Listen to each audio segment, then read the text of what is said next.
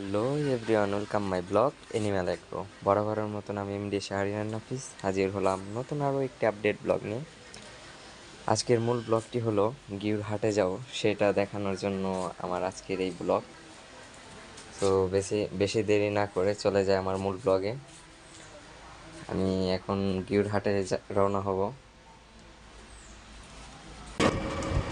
গিউর হাটে যাওয়ার জন্য কিন্তু আমি গাড়িতে উঠে পড়লাম। গাড়ি তার নিজের গন্তব্যে যাচ্ছে। পুরো ব্লগটা দেখবেন, আশা করি আপনাদের ভালো লাগবে।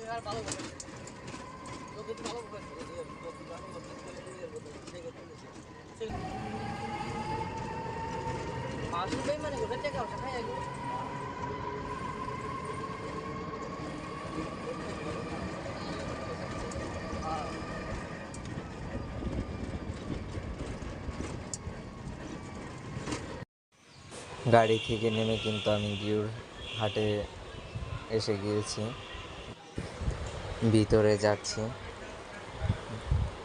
ভিতরে গেলেই দেখতে পাইবেন কতগুলো পশু পাখি উঠলো। ভিতরে যাইতেছে এখন।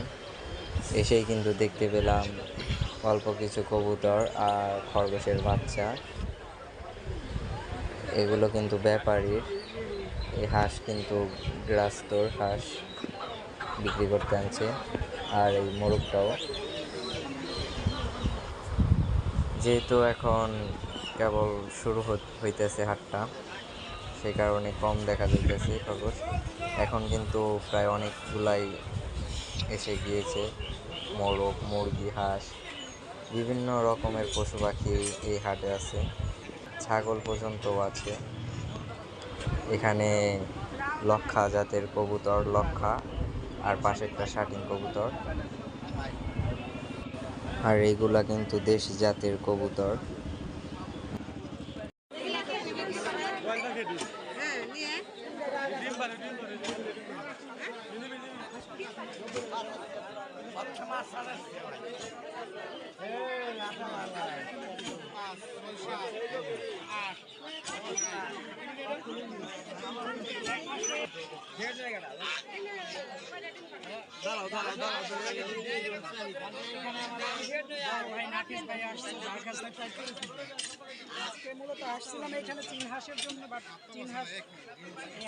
আমাদের মাঝে আসাদ চলে আসছে, দেখতে পাইতেছেন আমার ছোট ভাই আসাদ।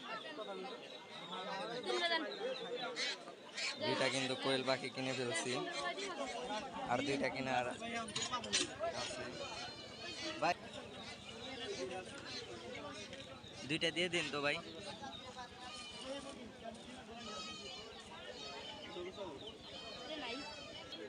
দুইটা না বাইশা দিন।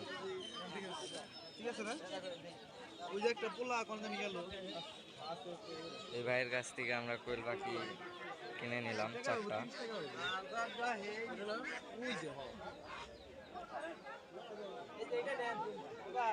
যেহেতু পলিথিন বুঝছো না, প্রয়োজন নাই, এমনি এটার ভিতরে কষ্ট হয়ে যাবো। আচ্ছা একটা কাজ করি, তুমি এটা ধরো, আমি কাজ করতেছি। আসলে আমি নেট ব্যাক আনতে আমার মনে নাই।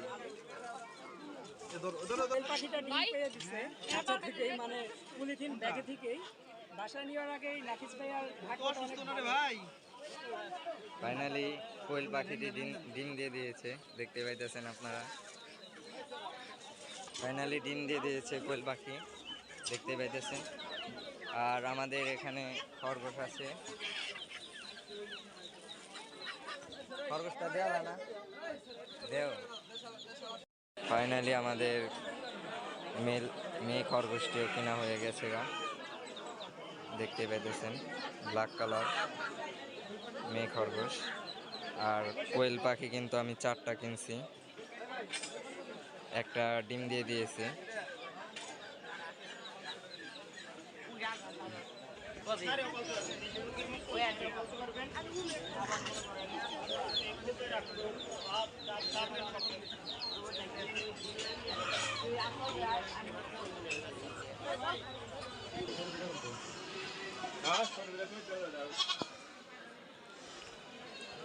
আমাদের কোয়েল পাখি কিনা শেষ, মুরগি তো কিনতে পারলাম না।